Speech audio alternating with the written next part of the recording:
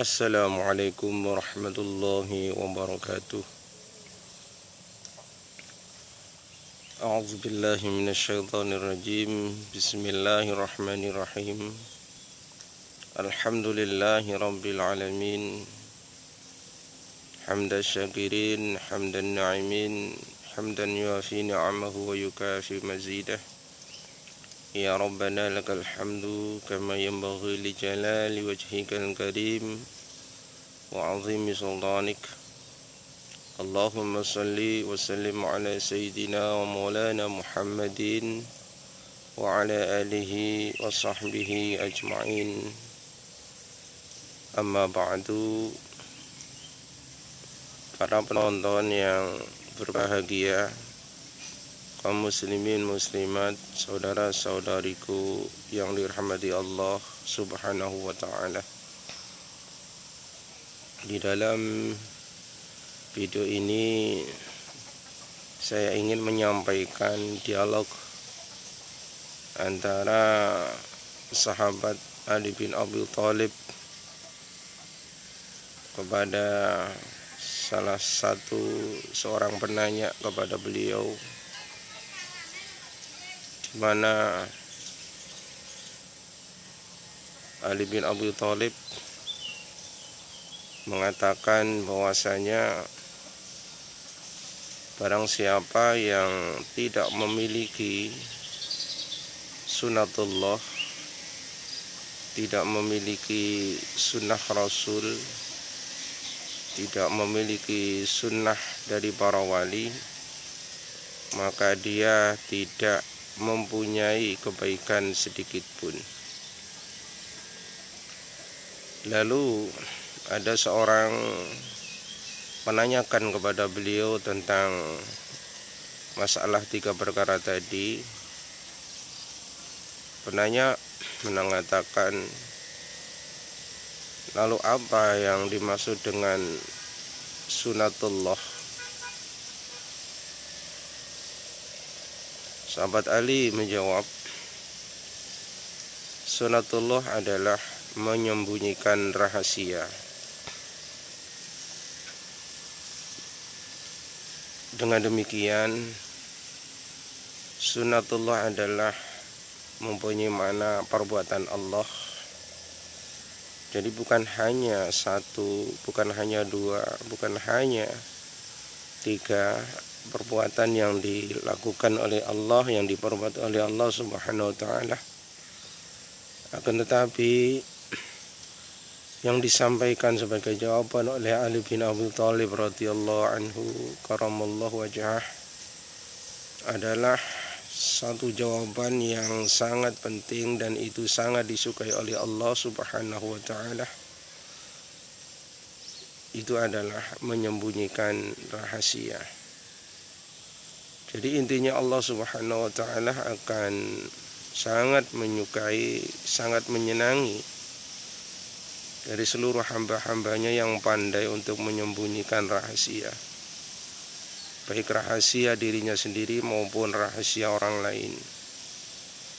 Akan tetapi yang terjadi di tengah masyarakat, banyak di antara saudara-saudara kita yang tidak pandai untuk menyembunyikan rahasia. Bahkan Allah Subhanahu wa ta'ala di dalam hadisnya akan menjamin orang-orang yang menyembunyikan rahasia orang lain. Rasulullah Shallallahu Alaihi Wasallam bersabda, barang siapa yang menyembunyikan rahasia temannya, rahasia saudaranya, maka Allah Subhanahu wa ta'ala akan merahasiakan dari seluruh aibnya, dari seluruh rahasia kejelekannya di tengah-tengah padang mahsyar di hari kiamat nanti. Namun di tengah masyarakat banyak sekali saudara-saudara kita yang tidak pandai untuk menyembunyikan rahasia, bahkan rahasianya sendiri, perbuatan aibnya sendiri. Padahal itu adalah aib dirinya sendiri, aib keluarganya sendiri, aib pribadinya sendiri. Malah justru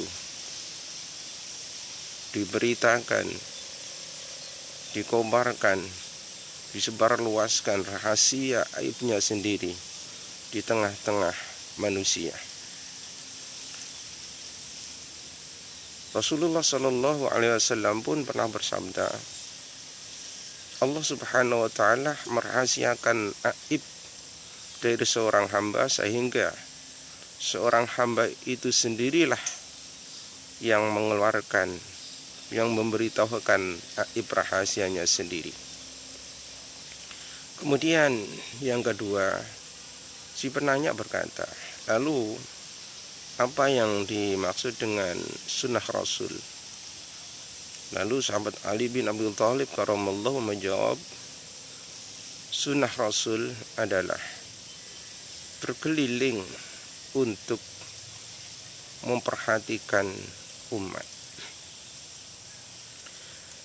Berkeliling untuk memperhatikan umat. Masalah umat adalah sesuatu yang sangat dilakukan, sangat ada perhatian penuh dari diri Rasulullah Shallallahu Alaihi Wasallam. Para pemirsa yang saya hormati, umat adalah secara umum adalah manusia pada umumnya. Akan tetapi umat di sini bisa dikelompokkan minimal menjadi 3 kelompok. Yang pertama adalah manusia dari kelompok orang du'afa. Di dalamnya termasuk fakir, miskin, dan anak yatim. Kemudian kelompok yang kedua adalah orang bodoh. Dan kelompok yang ketiga adalah orang yang tersesat. Kelompok yang pertama, du'afa, yang di dalamnya terdapat fakir, miskin, dan anak yatim. Maka perbuatan yang sangat diperhatikan oleh Rasulullah Sallallahu Alaihi Wasallam, bahkan ditekankan oleh Rasulullah Sallallahu Alaihi Wasallam untuk dilakukan bagi seluruh umatnya adalah perhatian kepada para du'afa, orang miskin, fakir, dan anak-anak yatim. Bagaimana seorang hamba memperhatikan golongan ini? Dengan adanya karunia yang telah diberikan oleh Allah Subhanahu wa Ta'ala berupa harta kekayaan. Bagaimana memperhatikan kepada fakir miskin? Bagaimana perhatiannya kepada anak-anak yatim dengan adanya karunia berupa nikmat kekayaan? Adakah perhatian kepada mereka? Inilah yang sangat disukai oleh Rasulullah Sallallahu Alaihi Wasallam, berkeliling kemana-mana karena memperhatikan umat. Kemudian golongan yang kedua adalah orang yang bodoh. Rasulullah Sallallahu Alaihi Wasallam di samping perhatian penuh kepada para fakir miskin dan anak-anak yatim, dengan rezeki yang diberikan Allah, dengan apa yang dimiliki oleh Rasulullah Sallallahu Alaihi Wasallam, ditekankan kepada para sahabat-sahabat yang memang mempunyai hak untuk berinfak, untuk memberikan segala apa yang diberikan oleh Allah Subhanahu wa Ta'ala, sebagian kecilnya untuk diimpakkan kepada fakir miskin dan anak yatim. Juga Rasulullah Sallallahu Alaihi Wasallam penuh perhatiannya kepada umat, kepada hamba-hamba yang bodoh. Dengan harta yang dimiliki, dengan ilmu yang dipunyai, hendaknya kita perhatian kepada orang-orang yang ketinggalan di dalam pendidikan. Dengan kekayaan yang kita miliki, hendaknya kita berusaha untuk perhatian kepada orang-orang yang bodoh. Bagaimana yang harus kita lakukan? Apakah dengan memasukkan mereka ke tempat-tempat pendidikan sekolah, madrasah, atau pesantren?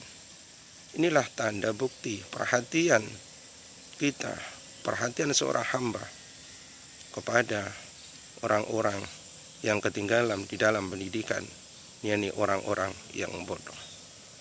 Bagaimana kita seorang hamba yang punya ilmu pengetahuan bila mengetahui orang-orang yang bodoh?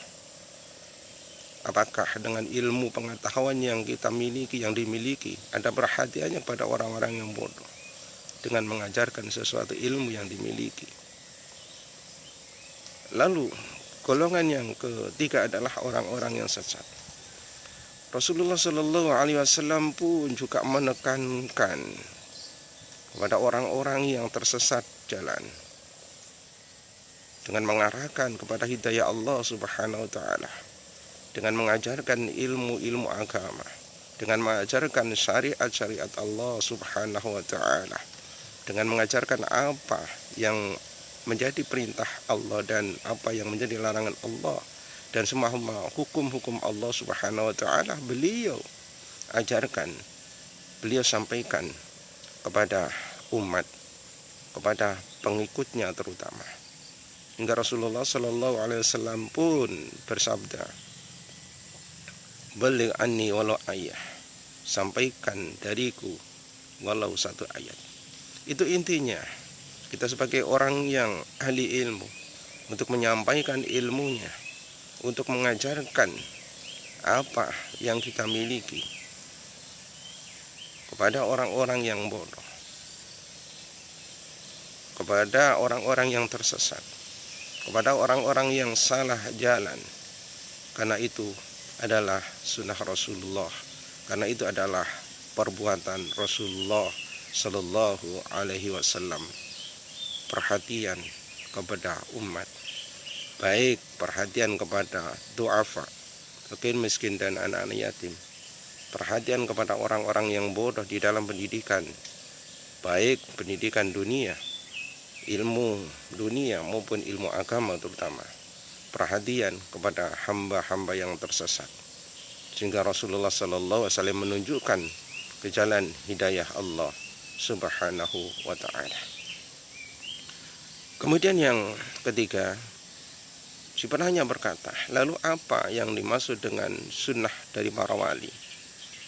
Lalu sahabat Ali bin Abi Thalib karamallahu wajhah mengatakan, sunnah para wali adalah menahan kesabaran apabila menerima sesuatu yang menyakitkan hati.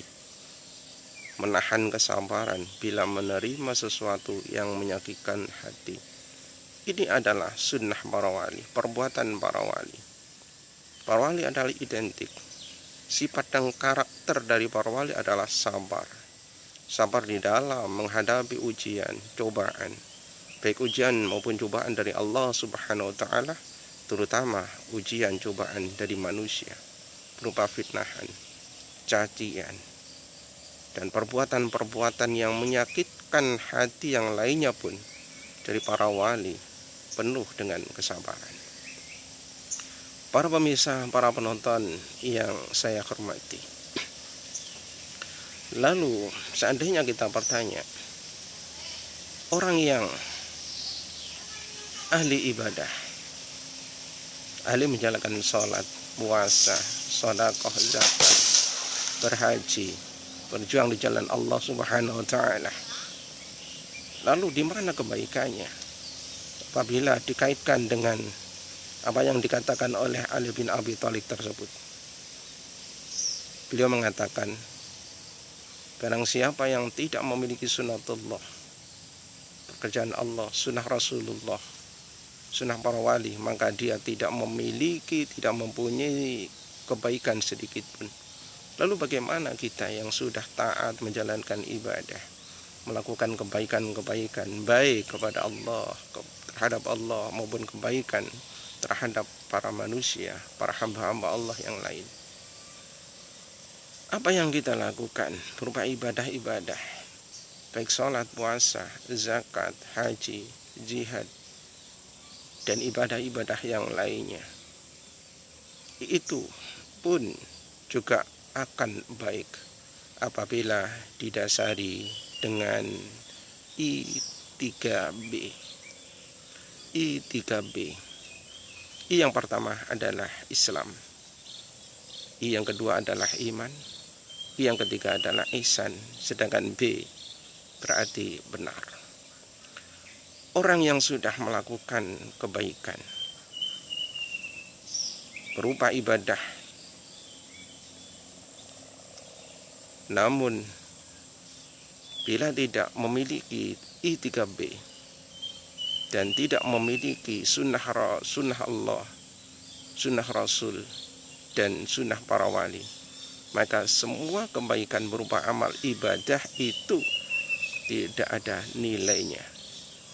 Sekali lagi saya tekankan, apabila kita sudah menjalankan ketaatan berupa ibadah amaliyah dhahiriyah, sholat, puasa, zakat, haji, jihad, dan lain sebagainya, tanpa ada dasar I3B dan tanpa ada dasar sunnah Allah, sunnah Rasul, dan sunnah para wali, maka semua amal ibadah itu tidak ada artinya sama sekali.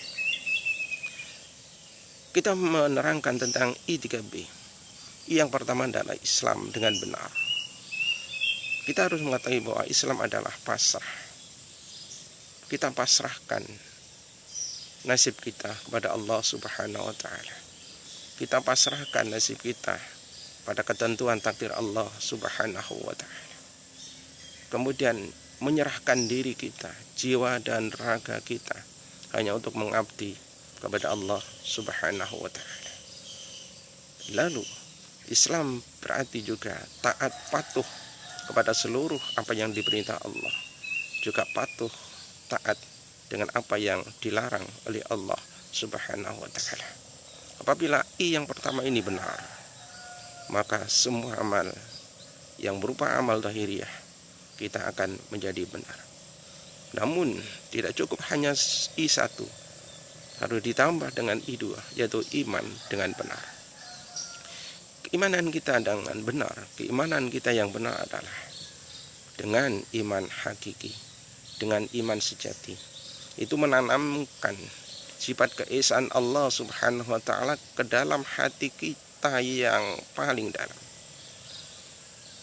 Kita tanamkan sifat keesaan Allah Subhanahu wa Ta'ala di dalam hati kita sedalam-dalamnya dengan kuat, sampai tidak bisa terpengaruh dan bisa dipengaruhi oleh siapapun. Kuat di dalam hati kita keyakinan dengan adanya keesaan Allah Subhanahu wa Ta'ala. Inilah I yang kedua, iman yang benar. Kemudian I3 adalah ihsan. Ihsan juga dengan benar. Lalu apa yang dimaksud dengan ihsan?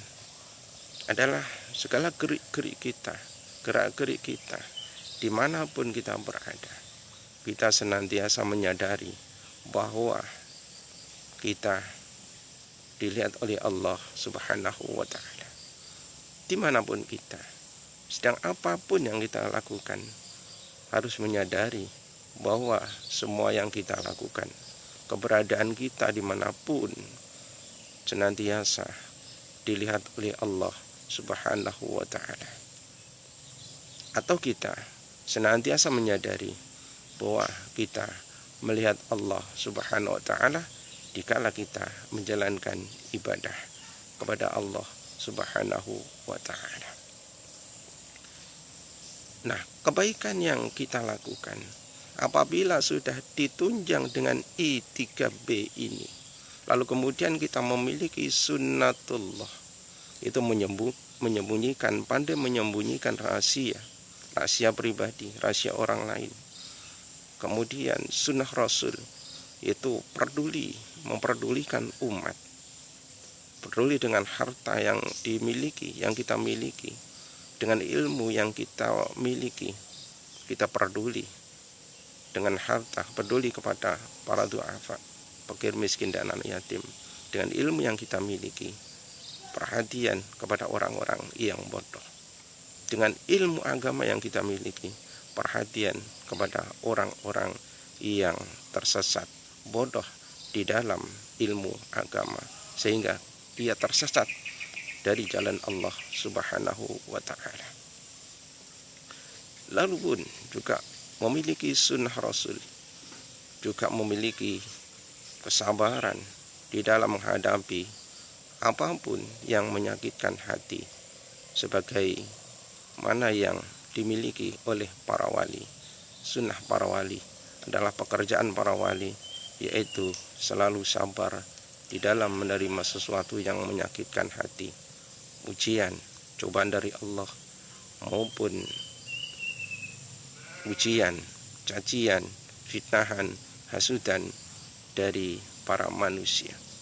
Para pemirsa yang saya hormati, lalu di sini bisa saya simpulkan bahwasanya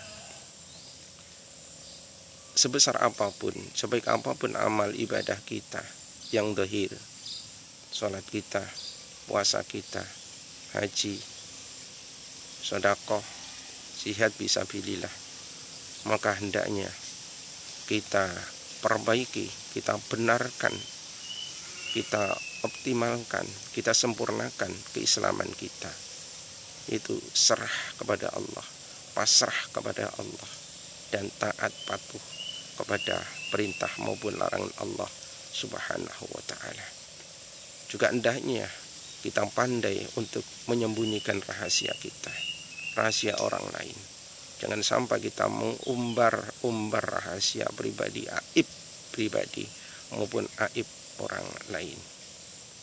Kemudian kita harus perhatian dengan kekayaan yang kita miliki, perhatian kepada orang-orang fakir, orang-orang miskin, para janda, para anak yatim. Dengan ilmu yang kita miliki, perhatian kepada orang-orang yang bodoh. Dengan ilmu agama yang kita kuasai, perhatian kepada orang-orang yang tersesat dari jalan Allah Subhanahu wa ta'ala.